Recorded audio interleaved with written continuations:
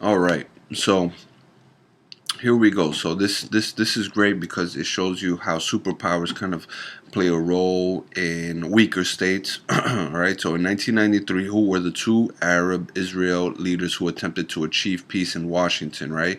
So the name was Rabin and Arafat.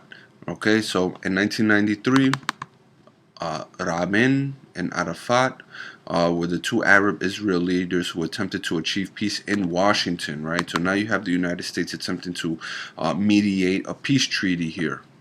All right, let's move forward, right? And let's give a little bit of of um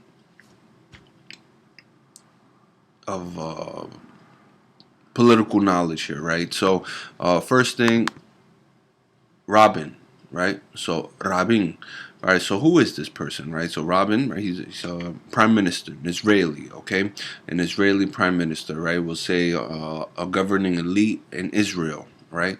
And Arafat, he is a Palestinian leader, all right. Now this is great, right? So uh, these leaders have been in constant warfare for, you know, and decades, So um, they eventually, they want to sit down and come to a peace because they understand that, Palestinians are dying, Israelis are dying, all right, like, and they're just killing themselves little by little, right? So eventually, this is a great chance, to make an agreement, all right. Now you have here, right, uh, two sides, hostilic, right? So a peace treaty can only work if both sides make a gain. If one side makes a gain and the other doesn't, it's just basically a loss. Okay. Now you have Washington here mediating this peace treaty. All right. So how can we come to this peace treaty? Well, when it comes, I'm going to give you some general information here, right? So when it comes to Arab and Israel treaties, right?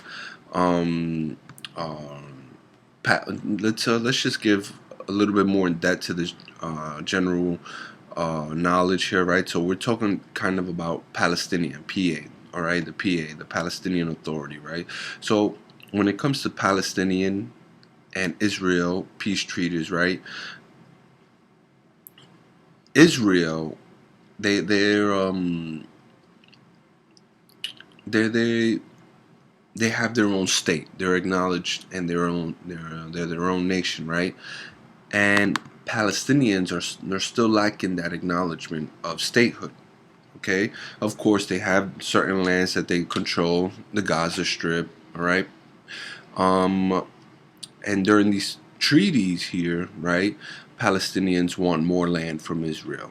Okay, Israel, they don't want to give up any more land, right? Right, and so that's basically one way of how rejectionists kind of play a role into it. And like, no, they shouldn't even be there.